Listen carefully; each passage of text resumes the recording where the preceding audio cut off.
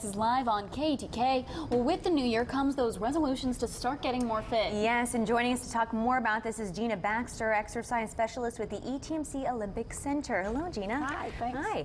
Okay, so first thing is, how do you get started with an exercise program? How do you dive into it? The first thing really is to make sure you see your doctor. Okay. First of all, make sure you don't have any issues that you need to think about before you start exercising.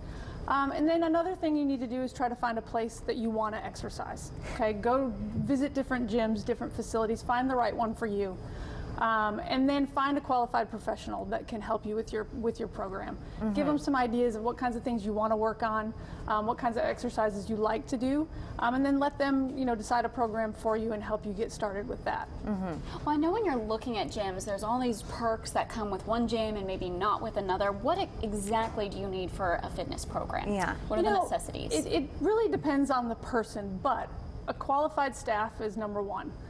You want people that know what they're doing, they know what kind of issues you have, so they can prescribe an exercise program for you that will work. You need a safe facility, you need a clean facility.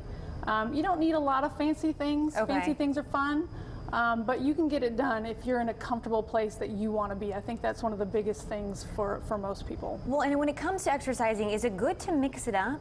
It is good to Okay. mix it up. Yeah, you really shouldn't stick with the same thing forever. You know, if you're just starting out, a walking program is a great thing to start with. Okay. You can't just walk forever. Your body will get used to that. I wish.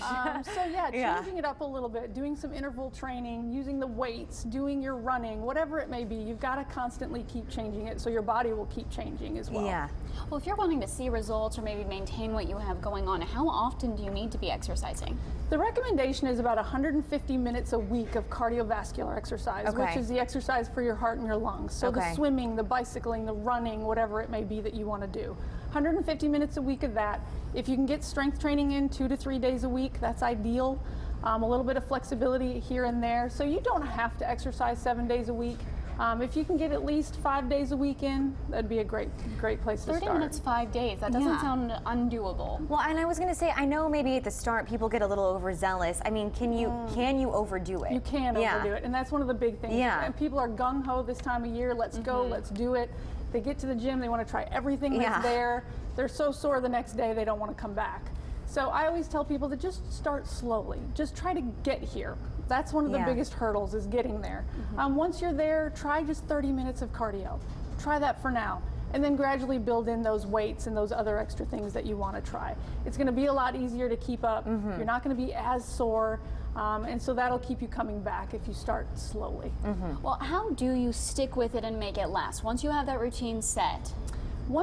That's the hardest part, is making it a habit. Yeah. So again, having somebody that you can be accountable to, whether it's a personal trainer or it's a friend or a family member to come with you, that's helpful. Letting other people know what your goals are. So when you see that friend, they say, "Hey, did you go to the gym today?" And then That's what Elizabeth and I are going to start doing.